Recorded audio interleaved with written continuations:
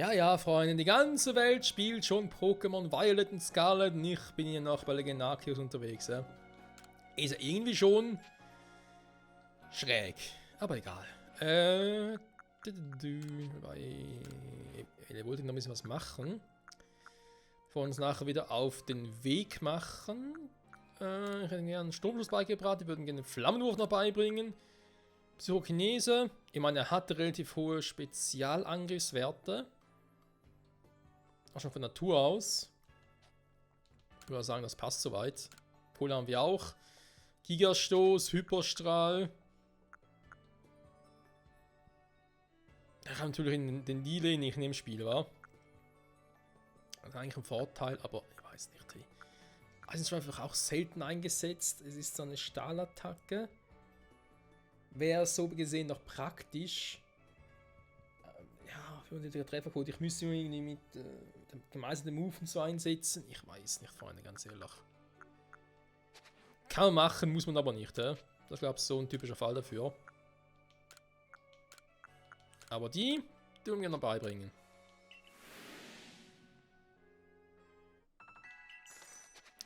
So, jetzt muss er ganz kurz, bevor ich die Attacke meistern lasse.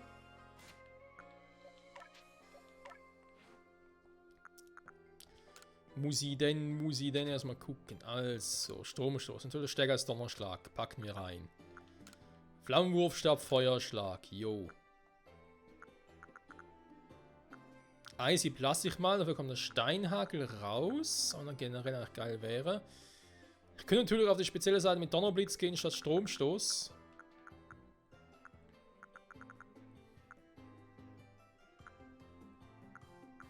Noch was? Nee, jetzt irgendwie Dampfwalzen, das bringt sie ja auch nicht. Auch schon relativ starke Moves. Psychokinese. Ja, in der Teamkonstellation wäre es eine Option, sag jetzt mal.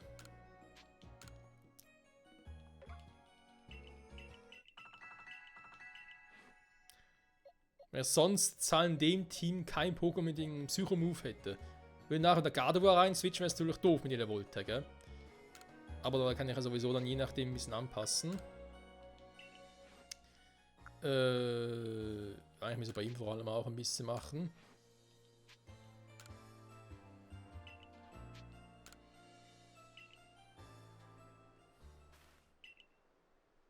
Hussa!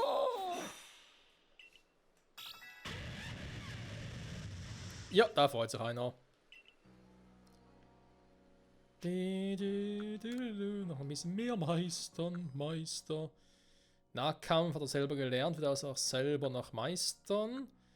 Turkis hat auch schon gute Moves, hat er schon gemacht. Elevolting natürlich, ist klar.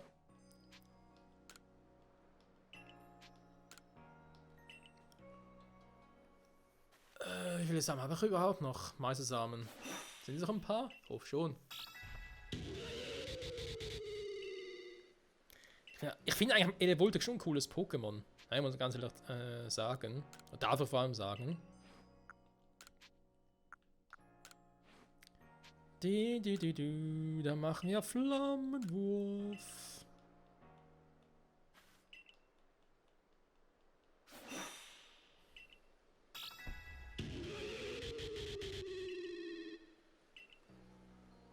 So.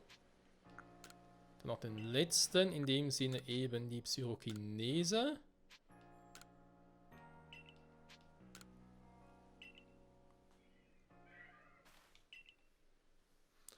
Dann müssen wir also dieses Team hier haben. Wie bereits erwähnt, Panferno hat zwar einen Nahkampf, was er noch meistern könnte. Da es aber ein Move-Wissen selbst gelernt hat durch Level Up, muss es diesen auch selbst durch Level Up wieder meistern. Das ist so diese Spielmechanik in diesen Spielen. So. Soweit gemacht, das Team ist soweit fürs erste ready.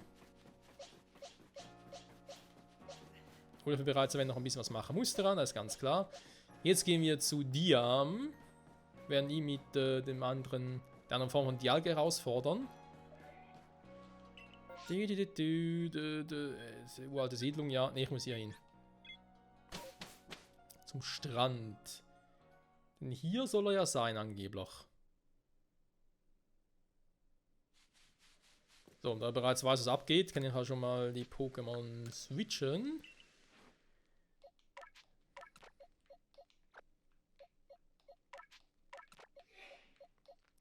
Gucken, was wir sonst noch hier so Pokémon hätten. Haben wir Elite-Varianten, Knackrack, wa? Auch ein mächtiges Viech, aber ganz einen Knacker ins Team aufnehmen. In das Team hier kann man zum Teil Empoleon, aber auch Rhyhornio sparen.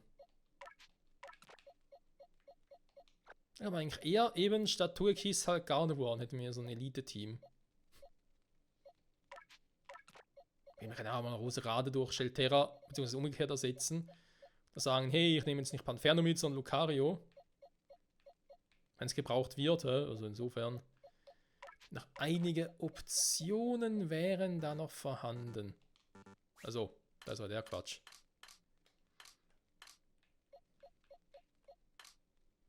Ich kann zwar hier von Pokémon angegriffen werden, aber ich darf nach wie vor nicht irgendwie ohne Pokémon durch die Welt latschen.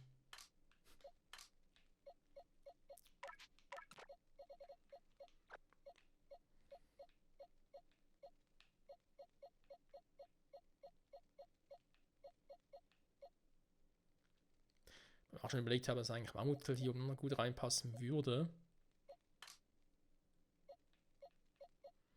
Oder eben natürlich Skorgo, wenn noch ein bisschen mal Verteidigung trimmen könnte. Als Skorgo hier in dem Teamslot, hier im Bodentyp-Slot, der wird noch einiges rausmachen. Bodenflug und Gardevoir, Nicht richtiges, ja, aber dann wird halt Rhyhornio rausfallen. Hat jetzt Skorgo irgendwie auch ein Gift-Typ drauf oder so? Giftstachel, ja super. Ah, Gift-Typ hier. Ja, der könnte da was machen, wa? Da können wir noch ein bisschen was. Und Steinkante noch. Also wäre in dem Sinne auch ein guter Ersatz für Rhyhornio. Switch es mal ganz kurz, damit es ersichtlich ist, was ich gerade machen wollte. Okay, okay. Dann wird das hier aber eigentlich richtiger mit Knack, weil es ja auch einen Wassermove drauf hat. Andererseits ist noch der Move, ist nicht der Typ. Der Typ ist ja dann schon in der Bodenslot. Dann haben wir noch hier drin, was eher so special-mäßig ist. Na komm, scheiß drauf. So. Also, Freunde, dann hier geguckt, Adamantkristall einsetzen. Gut, ich meine, Origin Dialga sieht auch noch hässlich aus, wenn wir ehrlich sind. Aber eben hat es Arme und Beine wie zuvor. Das eine seltsame Gerät um den Bauch herum ist halt Arceus hat, denselben Schwanz. Na, egal. So, er müsste bereits direkt hier vorne am Strand sein.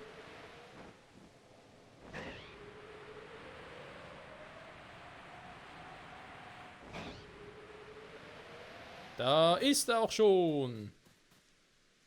Hey Diam, was geht ab?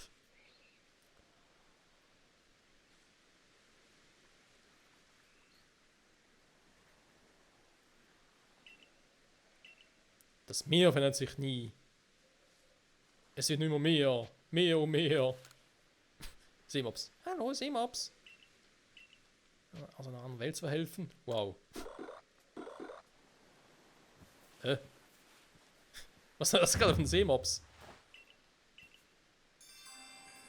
Diams bitte. Legen wir los.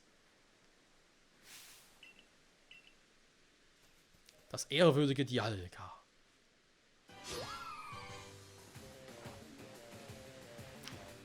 Dialga-Typ Stahldrache. Können also faszinierend werden. Volipurpa hat nun Angriff, aber eine hohe Verteidigung, wenn es mich jetzt nicht täuscht. Das heißt, ich greife natürlich mit Seitenlärm an, weil ich habe Step drauf, ist spezieller Move. Muss ordentlich Damage machen.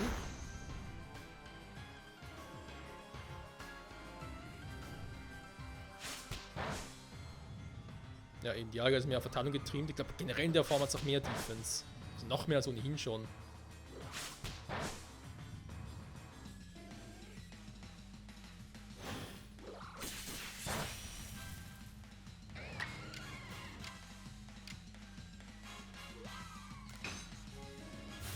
Was mir krass ist, dass ich in Zeiten nur so wenig Damage mache gegen Volipurba. Ich meine, es ist nur ein Volipurba.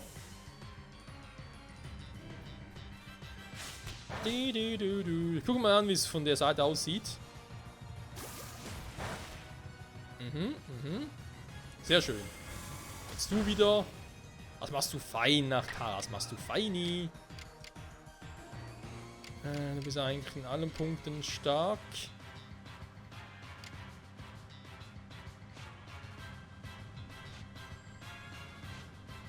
Mach erstmal das Vieh platt.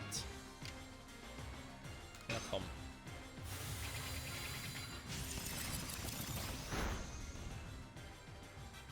Dauert trotzdem so lange, ey.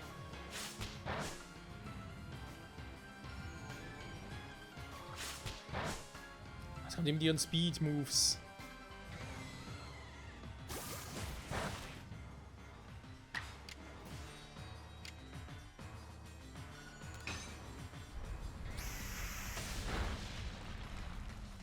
Wie macht die Alge sein Maul auf in der Form, wenn es angreift?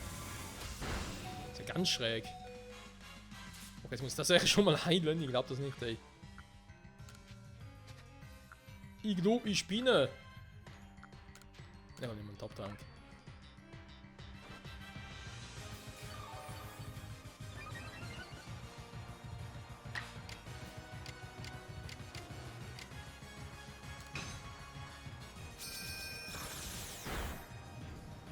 Das Maul geht wie ein Scharnier einfach auf. Okay.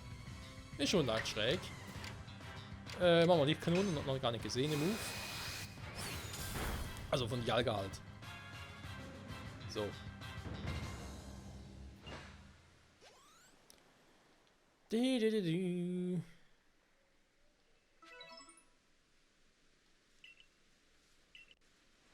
Naja, so unglaublich war es jetzt auch nicht, wenn ich ganz ehrlich sein soll.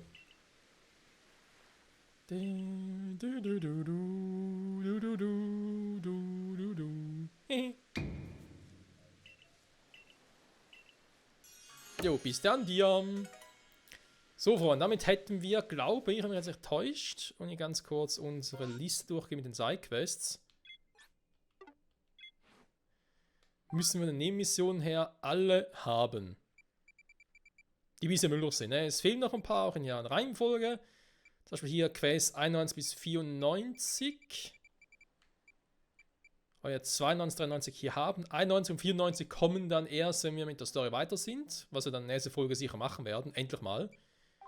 Hauptmission bis letzten Tag. Dann gibt es auch noch 2 Dinger. Und dann gibt es noch die Quests ab Nummer 108, die ich aber ziemlich sicher nicht machen werde. Warum? Erzähle ich dann, wenn es soweit ist. Das machen wir dann beim... Ich würde sagen, kurz vor wir gegen Arceus antreten. Mal gegen Arceus, den Kampf gegen Arceus will ich eigentlich gerne am Schluss sitzen. Wenn ich darf natürlich, So, hat sich irgendwas geändert hier? Ich glaube es eher weniger.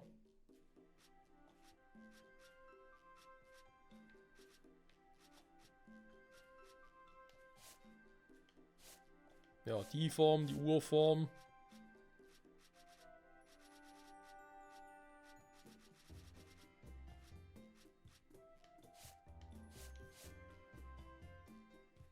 Oh, Seitenlärm. Ja, die haben auch schon bald voll den Pokédex-Eintrag. Sehr schön. Ins Dorf zurückkehren.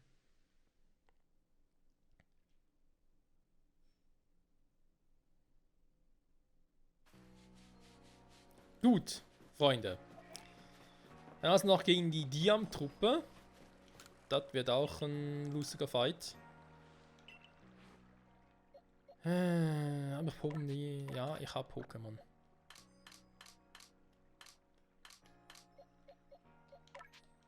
So, Origin, Dialga, Origin, Palkia. Dann bald auch noch Geontida dazu, wa? Weil das Vieh gibt es natürlich ja auch. Man kann echt schon viele legendäre haben, wenn ich mal ganz kurz zurückgehe. Heatran, Gigas, Cresselia, das Seen-Trio. Naja, ein paar fehlen noch. Und vor allem noch ein paar Ligis, mit denen wir überhaupt nicht rechnen würden in so einem Spiel.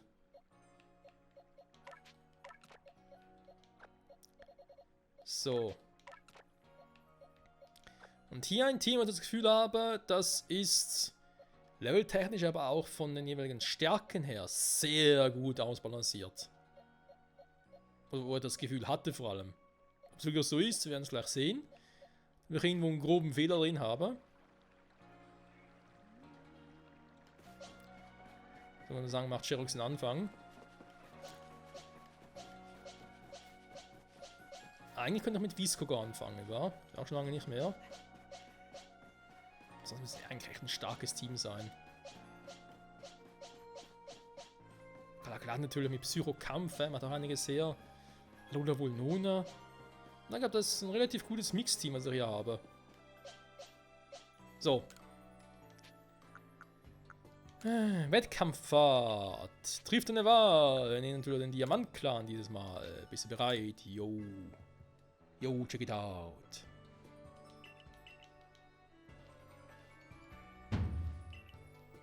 Hinatsu. Die hätte keinen weiten Weg, wa? Oh.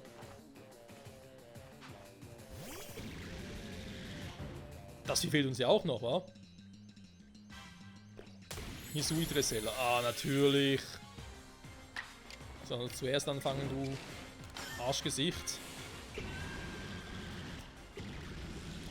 So. Tempo Refugio. Mal gucken, was sie jetzt macht. Ob der jetzt angreifen darf. Gut, so viel dazu. Dass was bringen würde. Donnerblitz bringt nicht viel. Das haben wir für ein Level. Das ist noch das andere vor allem. Überschaubar.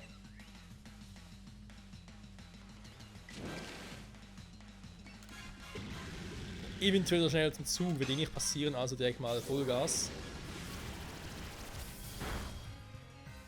Oh! Okay, das kam unerwartet. Bürde!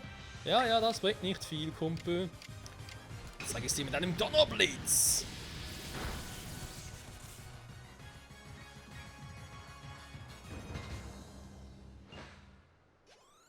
So, soviel dazu.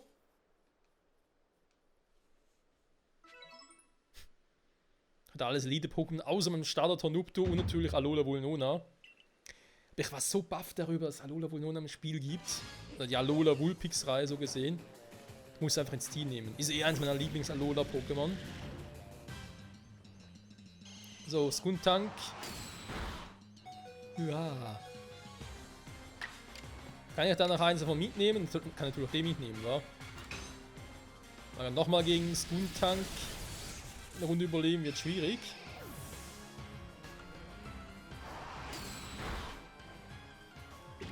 Ja, wobei, mit dem Refugium jetzt erreichen können. So, was nehmen wir da? Was nehmen wir da? Was nehmen wir da? Ursaluna. Lala. Ja, muss ich fast.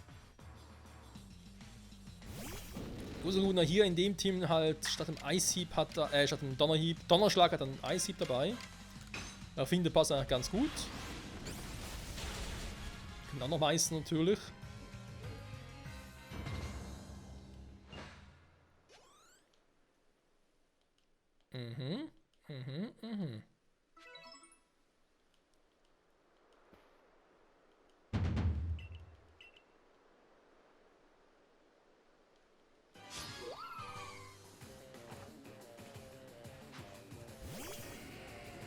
Tornupto. Gut, das ist natürlich auch ein Heimspiel.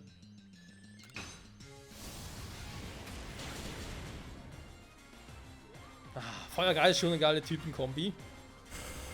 Oder auch nicht. Autsch. Schwein gehabt. Stimmt, wieder total im Nachteil. Er sitzt auf. Dafür habe ich hier einen Ableithieb. Give me energy. Thank you very much. Der nächste bitte. Stromstoß. Danke, Mann. Also, Tornupto hat Spaß.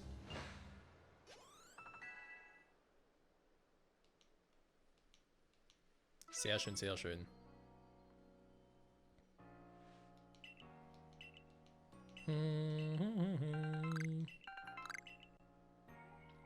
Mondstein auch noch interessant.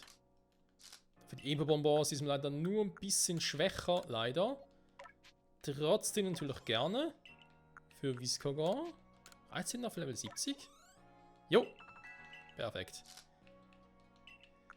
So, Freunde. Jetzt würde man sagen, zum Abschluss nochmal einen Kampfwagen. Diesmal nehme ich Sherox nach vorne.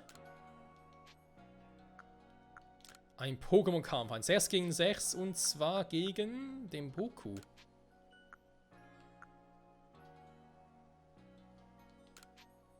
Ja, ich würde sagen, in den Boku nochmal. Ich will mal gucken, ob da mittlerweile irgendwie oder untereinander irgendwie. Was? Die Rüstung ist auch Gala? Hat er gerade ernsthaft Gala gesagt? Okay.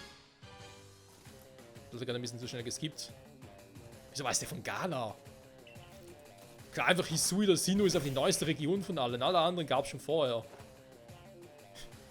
Jetzt kommt der andere und sagt, hey, ich komme aus der Paldea-Region. Was? Na, guck's aber doof. So, also hier kann ich ja machen, was ich will oder so. Geomanz ist eh so scheiße langsam. Oh. Nicht ganz langsam, wie ich jetzt dachte.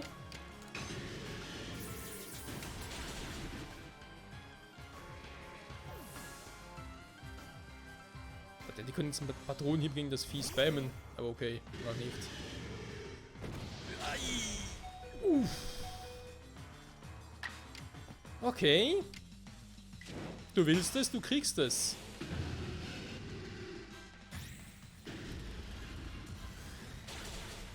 Was? Hä? Ja, ich bin verbrannt, okay, aber... Eine relaxende hohe Spezialverteidigung, aber eine relativ niedrige Normalverteidigung? Okay. Da muss ich mal ganz kurz prüfen.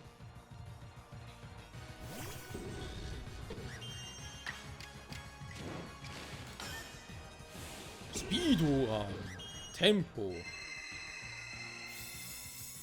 Gedanken gut. Das macht viel Mut. So. Okay, kann nochmal angreifen. Sehr gut. Jetzt ein fetter Nahkampf, aber voll auf die 12. Ah ja, lagende Verbrennung. So viel höher ist es Gladys Angriff auch nicht, im Gegensatz zu dem von Sherox.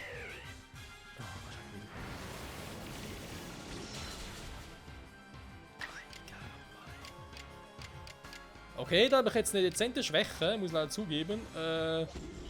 Help?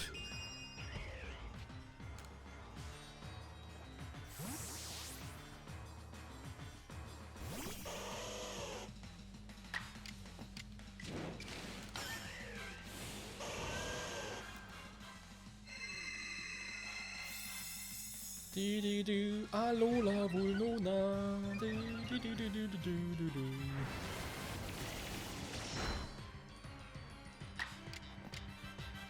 Und hier kommt der fette Eisstrahl auf die 12. Ciao, ciao. So, läuft doch relativ gut. Natürlich muss ein Kampf-Pokémon kommen, wobei ich bin Fee. Was will ich da machen? Ja, Eisfee, okay. Wenn man ganz ehrlich, ich hau ihm hier einen Zauberschein in die Fresse und das war's.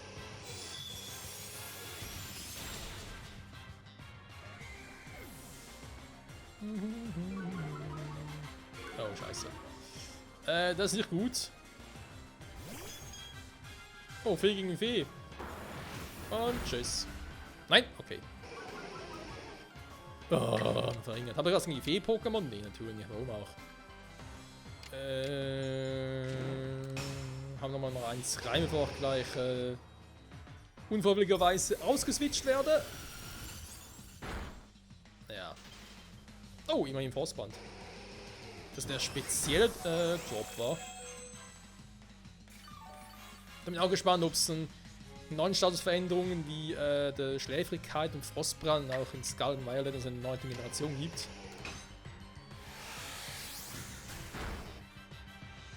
Das war ja klar, ey. Weil der Eismove vorhin ein Step war.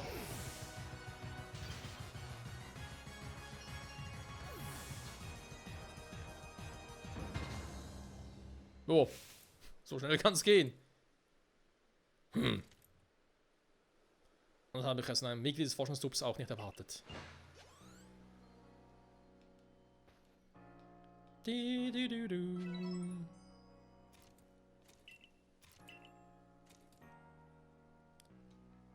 Und ich habe nichts bekommen. Nur eine Schweinerei aber auch. Okay, Freunde. Wir werden gleich noch einmal ihn antreten, nur um zu gucken, ob er das mit Gala erwähnt hat.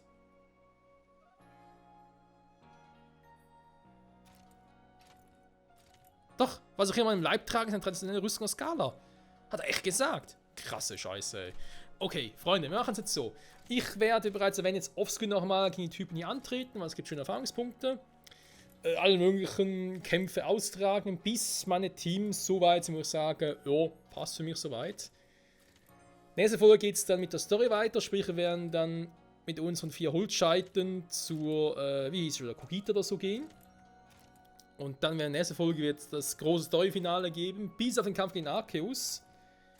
Der wird nochmal eine andere Folge kommen müssen, weil vorher brauchen wir alle anderen Pokémon. Die kriege ich aber nicht, bevor ich jetzt hier mit der Story weitermache. Und diese Story in der nächsten Folge wird wiederum neue Sidequests aktivieren, damit ich dann irgendwann hoffentlich mal alle Pokémon habe. Soweit dazu. Also mein aktueller Plan ist nächste Folge das Story-Finale bis auf den Kampf gegen Arceus. Dann die Folge darauf vermutlich die Geisellichter einsammeln. Dann die Folge darauf vermutlich die Kognito-restlichen einsammeln. Dann die Folge darauf vermutlich noch in Raum-Zeitverzögerungen, was ein bisschen zusammenschneiden werde, bis wir halt die restlichen Pokémon haben, die wir sonst nicht fangen können, wie eben da halt Schilderus zum Beispiel, was noch fehlt. Dann vermutlich nochmal eine Folge, wo wir sonst so Pokémon fangen, die uns fehlen, wie Pichu und so. Und natürlich eben noch die restlichen legendären Pokémon wie Shaymin und Darkrai. Also ja, ein paar Folgen kommen noch, viele sind es aber nicht mehr, wir sind schon auf dem Endspurt. Und freue mich natürlich eben, wie bereits erwähnt, die restlichen Folgen, wo es Sinn macht, wie eben da Geisellichter sammeln oder Inkognito sammeln, so weit zusammenschneiden, wie es innerhalb einer einzigen Folge halt irgendwie möglich ist. Soweit dazu. Das Geräusch geht mir gerade auf den Sack. So. Und ich sage an der Stelle danke fürs Zusehen und bis zum nächsten Mal zurück bei Pokémon Legenden Arceus. Dann im finalen Bosskampf gegen wen auch immer. Will ich jetzt noch nicht zu viel spoilern. Aber es wird sicher episch werden und dann eben beginnt die große Pokémon-Jagd. Also 20 Pokémon fehlen, aber das kriegen wir hin.